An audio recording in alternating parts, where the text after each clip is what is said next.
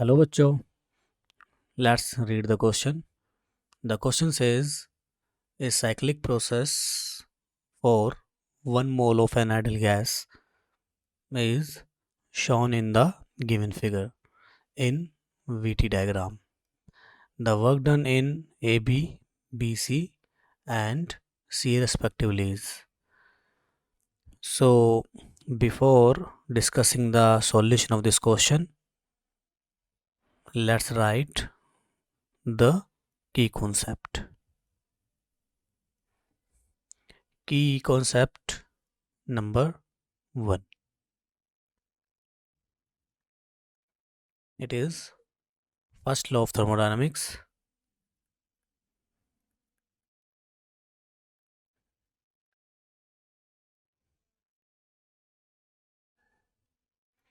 Key concept number 2. Pressure, volume, work.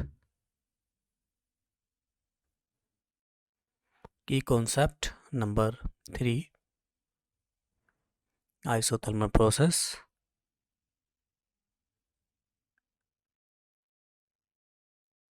And key concept number 4. Isochoric process.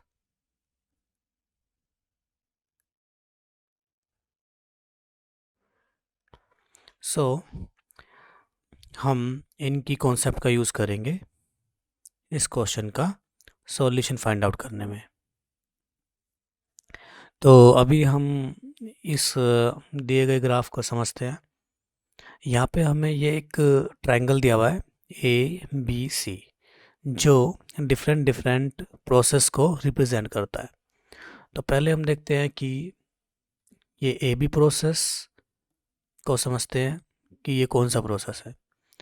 तो अगर हम A से B की तरफ चलते हैं तो हम देखते हैं कि वॉल्यूम कांस्टेंट हो रहा है, और अगर वॉल्यूम कांस्टेंट होता है तो वो प्रोसेस होता है हमारा आइसोकोरिक प्रोसेस। ओके, तो आइसोकोरिक प्रोसेस के लिए हम बोल सकते हैं for isochoric process change in volume, that is delta V equal to 0, and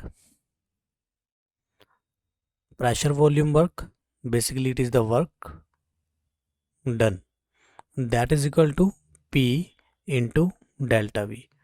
तो अगर हम आइसोकोरिक प्रोसेस के लिए ये वर्क डन निकालना चाहते हैं, so that should comes equal to be 0 because delta V equal to 0.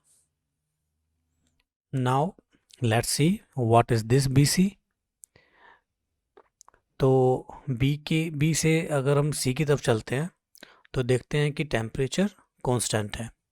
तो अगर टेम्परेचर कांस्टेंट होता है तो वो हमारा प्रोसेस होता है आइसोथर्मल प्रोसेस, और work done in isothermal process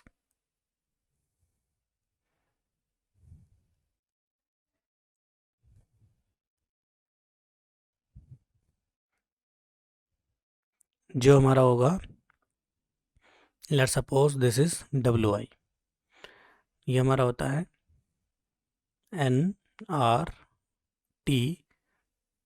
log V final divided by V initial.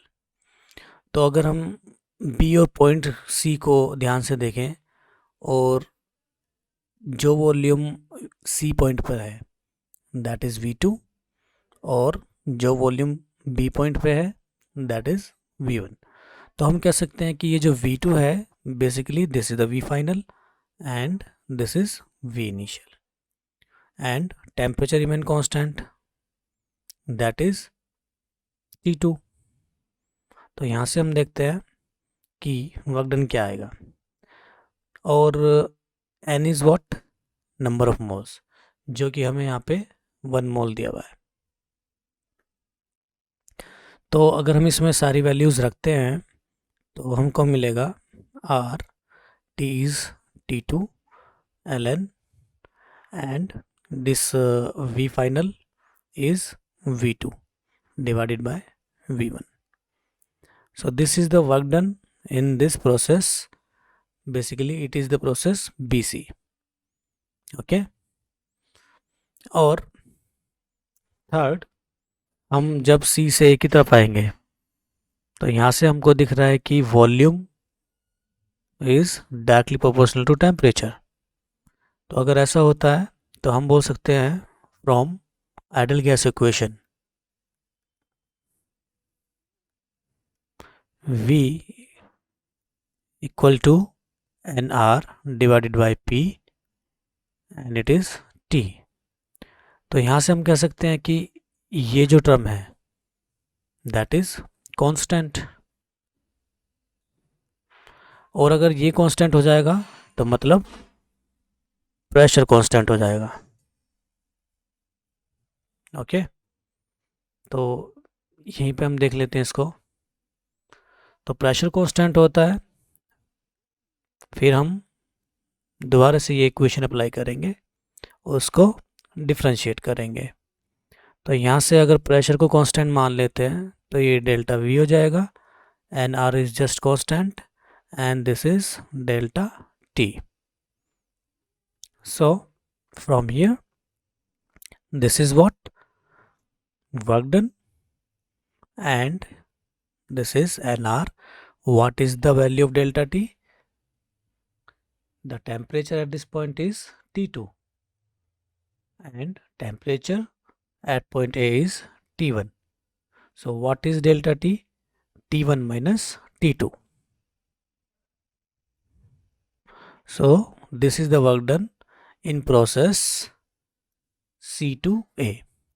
Now let's meet the option. Our first option is 0, so that should be the answer, but let's check the second one. Second one is RT2 ln V2 divided by V1, so this is not the answer. This is, yeah, so according to the question our answer is option third. So I hope you have understood it well and best of luck.